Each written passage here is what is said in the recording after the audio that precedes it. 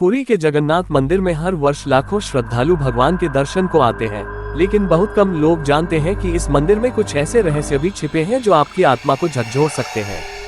क्या आपने कभी सोचा है कि हर 12 साल में भगवान की मूर्तियां क्यों बदली जाती हैं?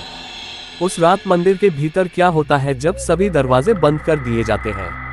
मैं विक्रम उस गुप्त अनुष्ठान की सच्चाई जानने निकला, और जो देखा वो सिर्फ डर नहीं था, वो था ईश्वर के सबसे गहरे, सबसे भयावह रहस्य का सामना। कहीं न कहीं बात हिंदी हॉरर स्टोरी।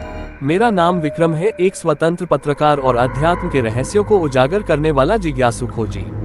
मैंने कई मंदिरों, साधु संतों, अघोरियों और पवित्र स्थलों के पीछे छुपे रहस्यों को उजागर किया है, लेकिन जो मैंने पुरी में देखा वह सब कुछ बदल देने वाला था। यह कोई सामान्य यात्रा नहीं थी, यह उस अदृश्य रहस्य की यात्रा थी जो हजारों वर्षों से लोगों की नजरों से छुपा है। जब मैं पहली बार पुरी पहुंचा तो रथ यात्रा की तैयारी जोरों पर थी। हजारों लोग, मंत्रोच्चार, ढोल नगाड़े, फूलों से सजे रथ पर। मैं इन सब के पीछे उस गुप्त रात की खोज में आया था। मुझे एक बूढ़ा पंडा मिला, नाम था नरहरि बाबा। वह मेरी आंखों में झांक कर बोला, तू यहाँ भगवान के दर्शन के लिए आया है या उनकी परछाई देखने? मैंने झिझकते हुए कहा, मैं जानना चाहता हूँ। रथ यात्रा के बाद वो रात जब मंदिर का द्वार बंद होता है, उस रात अंदर क्या होता है? उसने ठंडी सांस ली और फुसफुसाया, कभी किसी ने पूछा है कि भगवान जगन्नाथ को रात के समय अकेला क्यों छोड़ दिया जाता है? क्यों पंडा लोग मंदिर के भीतरी गर्भगृह से बाहर नहीं आते? क्यों हवा का रुख बदल जाता है और कुत्ते चिल्लाने लगते हैं? मैंने खुद को मंदिर की छाया में छिपा लिया। उस रात जब सभी श्रद्धालु चले जाते हैं और मंदिर के द्वार फिर से बंद हो जाते हैं, नील रात्रि। घड़ी ने ठीक 12 बजाए। हवा में अचानक अजीब सन्नाटा छा गया। 1 घंटी बजी, लेकिन मंदिर के भीतर से मैंने देखा 5 पुजारी गेरुए वस्त्रों में, आंखें बंद किए, धीरे धीरे गर्भगृह की ओर बढ़े। उनके पीछे एक छोटा लकड़ी का संदूक था, लाल कपड़े में लिपटा हुआ। उसमें क्या था? अचानक मंदिर की घंटियां अपने आप बजने लगी। हवा में एक तीव्र गंध फैलने लगी, कुछ सड़ा हुआ, कुछ पवित्र और भयावह। क्या आप जानते हैं, भगवान जगन्नाथ की मूर्तियां लकड़ी की बनी होती है और हर 12 साल में इन्हें बदला जाता है। इस प्रक्रिया को कहते हैं नवकलेवर। पर सवाल यह है, मूर्तियां बदली जाती हैं या उनके भीतर कुछ और छुपाया जाता है? मैंने मंदिर के एक पुरातन कर्मचारी बलराम महापात्र से चोरी छिपे बात की। उसने कहा, उन मूर्तियों में कुछ ऐसा है जिसे देखना आम इंसान के बस की बात नहीं। जो देख लेता है वो जीवित नहीं रहता। क्या ये क्या कह रहा था वो?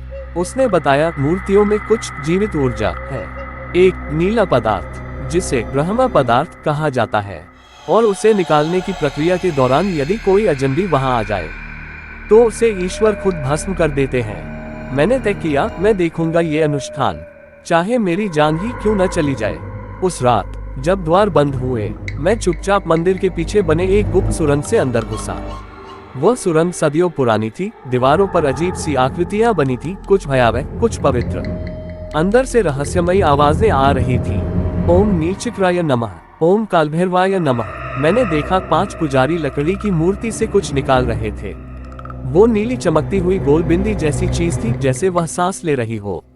और तभी एक भयानक चीख गूंजी मूर्ति से। मूर्ति ने आंखें खोली और मुझ पर नजर डाली। तू कौन है जो मुझे जगाता है? एक भयंकर कंपन मंदिर की दीवारों में फैल गया, जैसे भूकंप हो रहा हो। मैं बेहोश हो गया, और जब होश आया तो मैं मंदिर के बाहर था, सुबह के उजाले में। पर मेरा शरीर वैसा नहीं रहा। मेरी आंखों की पुतलियां हल्की नीली हो चुकी थी। मैं किसी और की तरह सोचने लगा था, जैसे कोई और मुझ में आ गया हो। नरहरि बाबा मुझे देखकर कांप गया। तू बच गया? नहीं, तुझ में अब ब्रह्म अंश समा गया है। अब तू साधारण नहीं रहा। अब मैं इस अनुभव को लेकर जी रहा हूँ। लेकिन हर अमावस्या की रात मेरी आंखों से नीली रोशनी निकलती है। मुझे पुकार आती है, वापस आ, तेरा काम अधूरा है। क्या भगवान जगन्नाथ केवल मूर्ति है, या वे एक अनंत चेतना है जो हर युग में खुद को छुपा लेती है और सिर्फ उन्हीं को दर्शन देती हैं जो मरने का साहस रखते हैं? उस घटना के बाद मैंने पुरी छोड़ दी थी। मैं पहाड़ों, जंगलों, आश्रमों में भटकता रहा, पर शांति नहीं मिली। हर जगह वो नीली आंखें, वो पुकार और वो मूर्ति की आवाज मेरे पीछे पीछे चलती रही। एक रात बनारस के एक घाट पर मुझे एक अघोरी मिला। वो मुझे देखकर ठहर गया। उसकी आंखों में डर था। वो बुदबुदाया, नील तत्व तेरे अंदर है, तुझे अब बुलाया जाएगा। किसने बुलाया? मैंने पूछा। वो बोला, जो जगन्नाथ के गर्भ में सो रहा है, वो तत्व जो भगवान से भी पहले का है।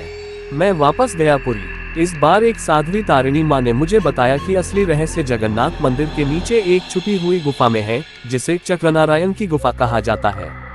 उस गुफा में जाने वाले बहुत कम लोग लौटे हैं, और जो लौटे भी वे या तो पागल हो गए या फिर कभी बोले ही नहीं।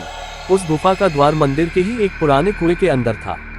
मैंने रात को उस कुएं में उतरने की ठानी। कुएं में उतरते ही ठंडी हवाएं मेरे कानों में अजीब श्लोक फुसफुसाने लगी। नमो अस्तु नीलात्माय तब रहस्यम दारुणा। अंधेरा इतना घना था कि टॉर्च की रोशनी तक डगमगा गई। और फिर गुफा के अंदर मैंने देखा एक गोल पत्थर का चक्र जो हवा में लटका हुआ था। उसके नीचे एक पत्थर की मूर्ति थी, पर वो कोई भगवान की नहीं थी। उसका चेहरा इंसानी था, लेकिन आंखें पूरी नीली और बिना पलक झपकाए मुझे देख रही थी। तभी चारों ओर से आवाज आई, विक्रम तू क्यों आया? तुझे बुलाया नहीं गया। मैंने कांपते हुए कहा, मैं सच जानना चाहता हूँ। भगवान जगन्नाथ के गुप्त अनुष्ठान का सबसे बड़ा रहस्य क्या है? आवाज गूंजने लगी, भगवान नहीं, वो शक्ति जो ब्रह्मांड से पहले भी थी, वही है यहाँ। मूर्ति नहीं, चेतना है। हर बार जब मूर्ति बदली जाती है तो उसे नया शरीर मिलता है, लेकिन आत्मा वही रहती है जो तुझमें भी प्रवेश कर चुकी है। गुफा में जमीन हिलने लगी, चक्रनारायण घूमने लगा और नीली रोशनी पूरे शरीर में समा गई। मेरे होश उड़ गए, शरीर में कंपन होने लगा जैसे कोई और चेतना अंदर आ रही हो। और फिर एक झटका और मैं बेहोश हो गया। जब मैं उठा, मैं फिर किसी अज्ञात जगह पर था। एक जलती हुई दिया मेरे सामने था और वहां फिर वही नरहरि बाबा बैठा था, लेकिन अब वह जिंदा नहीं था। हाँ, वह आत्मा बन चुका था जो अब मेरी रक्षा कर रही थी। उसने कहा, तू अब रहस्य का रक्षक बन चुका है। जो तूने देखा उसे न कोई समझेगा, न कोई स्वीकार करेगा। अब तेरा जीवन नहीं तेरे पास, तुझमें अब भगवान जगन्नाथ की चेतना का अंश है और तेरा काम है इस रहस्य को बनाए रखना।